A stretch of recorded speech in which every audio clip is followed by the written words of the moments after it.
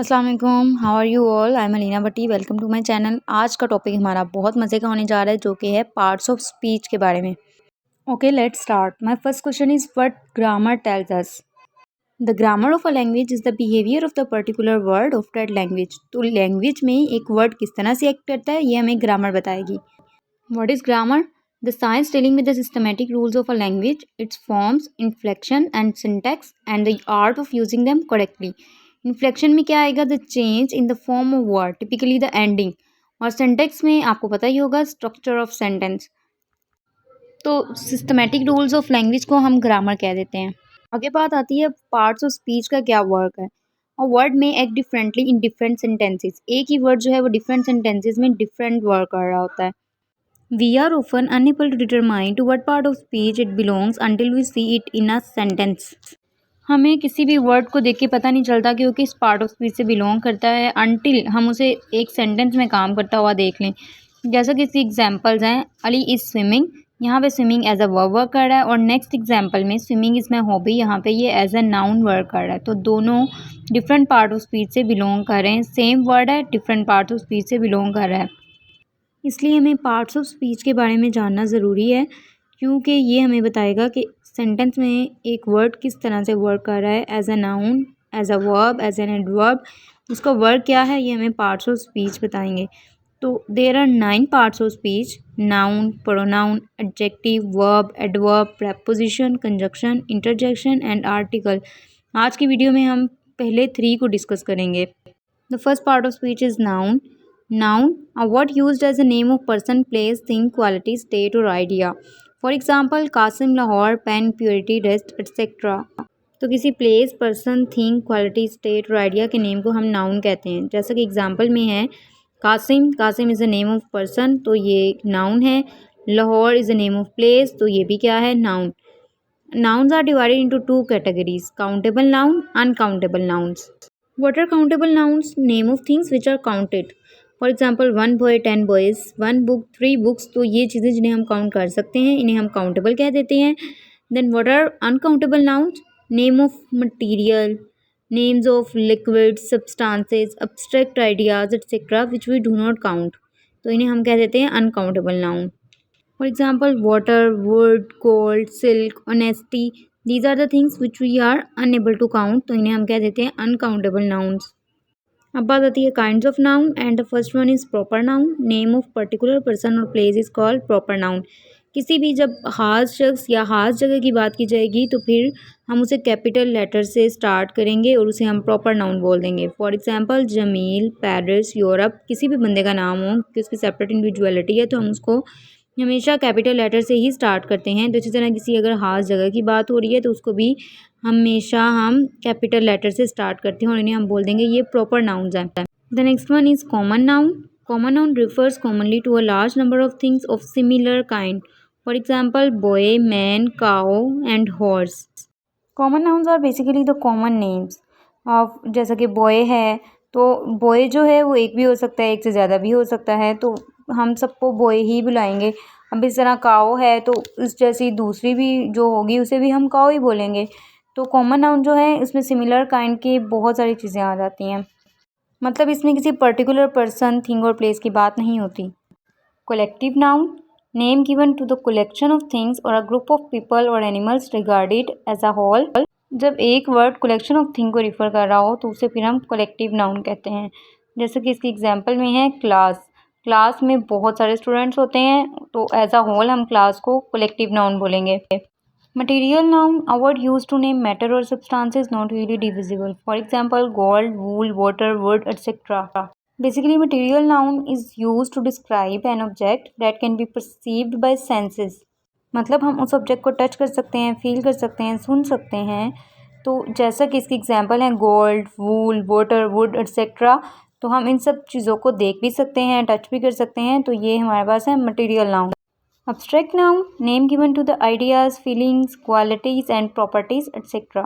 which have no material existence. For example, beauty, love, pleasure etc. It is basically an opposite of material noun because it is something conceptual that we cannot perceive directly with our senses.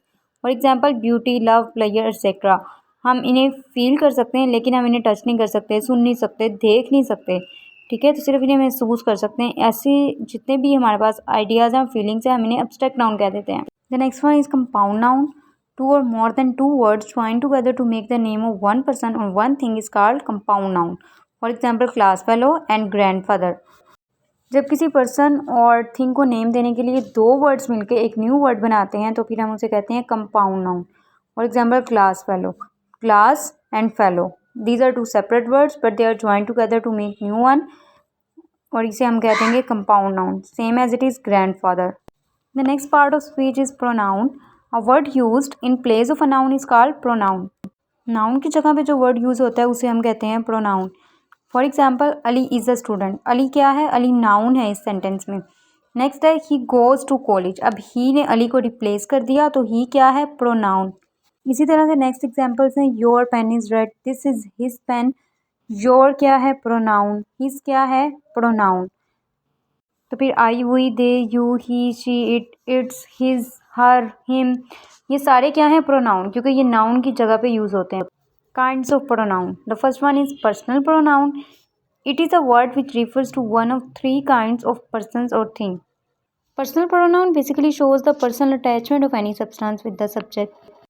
किस तरह से एक object particular person से relate कर रहा है ये हमें बताएगा personal pronoun. For example I is the first person pronoun और ऑब्जेक्ट इसका क्या है? मी। मी जो है वो आई के साथ रिलेटेड है। Next one is possessive pronouns. Pronoun used as possessive adjective are called possessive pronoun. These are the personal pronouns showing possession. For example, your, yours, mine, her, hers, etc. तो personal pronoun possession को show करते हैं. They are basically used to indicate ownership. For example, if I say the hat is mine, mine क्या है? Mine possession को show कर रहा है. The next one is reflexive pronouns. It repeats the subject when this is also the object of the verb or preposition. Basically herself, yourself, myself, ourself, ये सारे reflexive pronouns हैं. They refer back to a person और thing. For example I hit myself reflexive pronoun है क्योंकि ये again subject I को refer कर रहा है. The next one is emphasising, emphatic और intensive pronouns. They emphasise the subject of an action.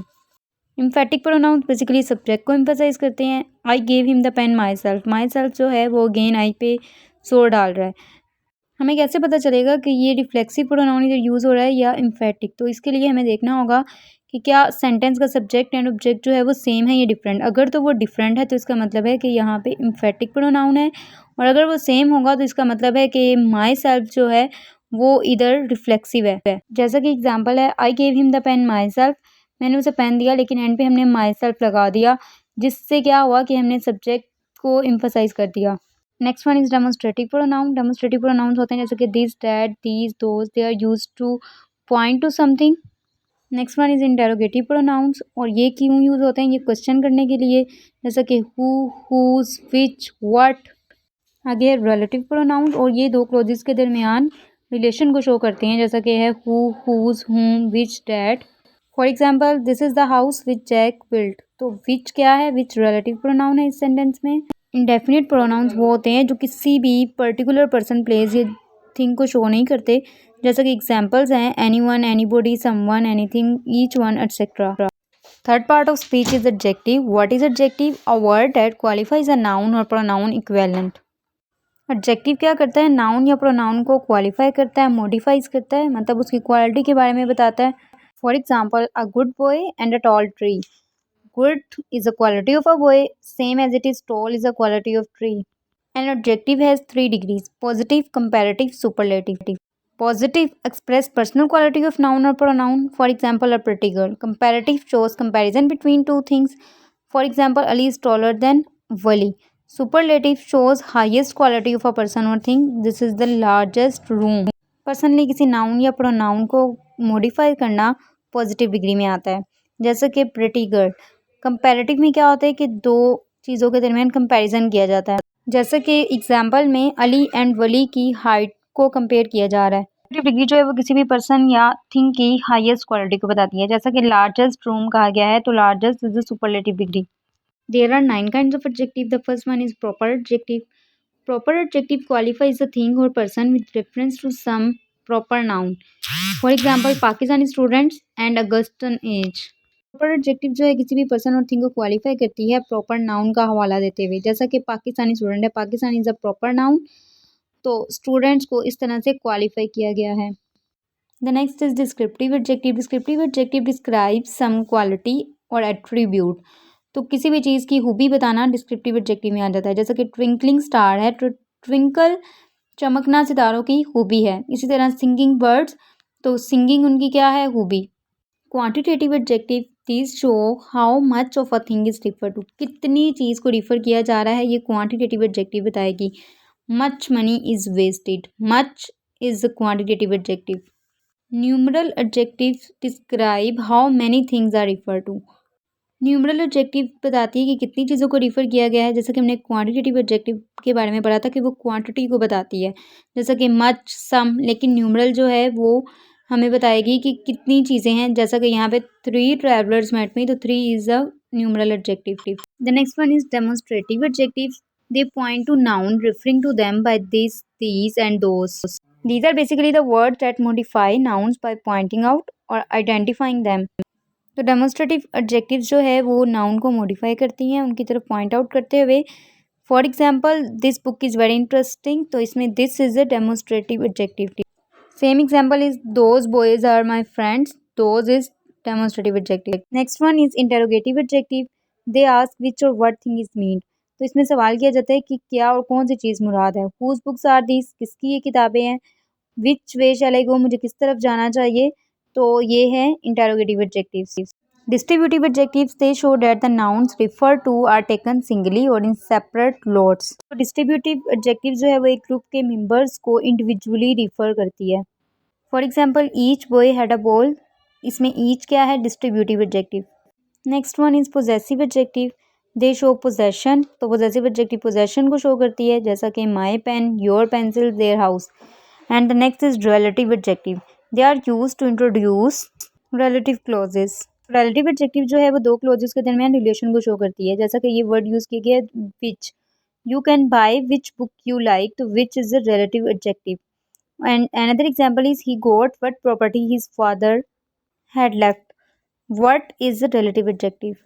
तो ये थी काइंड ऑफ एडजेक्टिव। आज की वीडियो में हमने सीखा नाउन, प्रोनाउन और एडजेक्टिव के बारे में। We will discuss the remaining parts of speech in the next video. So please subscribe to my channel and stay tuned for the next one. Okay, Allah Hafiz.